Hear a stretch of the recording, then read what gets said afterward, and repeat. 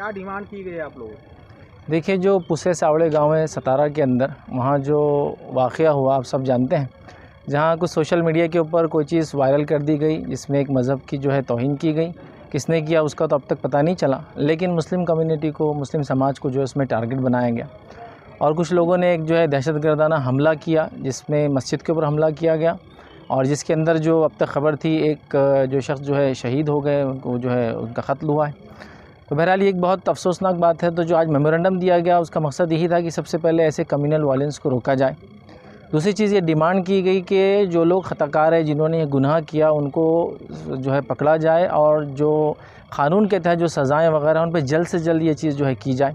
तीसरी चीज़ ये कि मासूमों को इसमें टारगेट ना किया जाए, वरना होता ये कि एक कम्युनिटी पे अटैक होता है और उसी कम्युनिटी के लोगों को जो है आप लोग पकड़ते हैं। लिहाजा डिमांड किया गया कि जो ख़ताकार है, जिन्होंने जो है गलती की है, जिन्होंने ये गुनाह किया, उनको अरेस्ट किया जाए और सख्त से सख्त सज़ाएँ सुनाई जाए।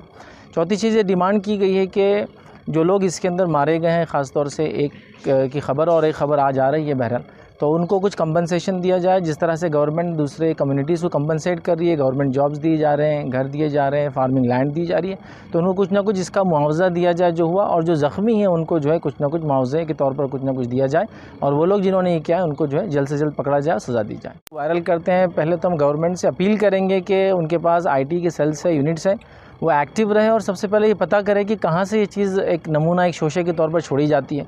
होता ये है कि इंटरनेट का तो कोई एक ज़मीन और वो नहीं है, कहीं से भी ये चीज़ वो की जाती है।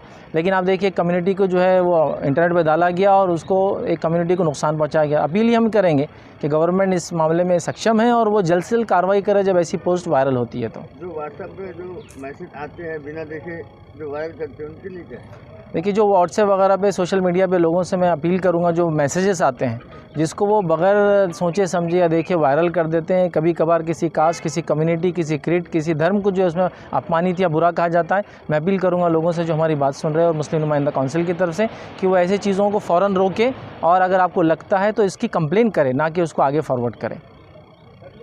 गाँव के अंदर जो कुछ हादसा हुआ है वो सिलसिले में हम गवर्नमेंट को तवज्जो दिलाने आए थे कि ये इस किस्म के जो इंसिडेंट है वो आगे नहीं होने चाहिए। इसलिए कि ऐसे इंसिडेंट से जो छवि बनती है वो तो एक जंगल राज की बनती है। अभी तो गवर्नमेंट ने ये मालूम नहीं किया कि ये पोस्ट किसने वायरल की थी।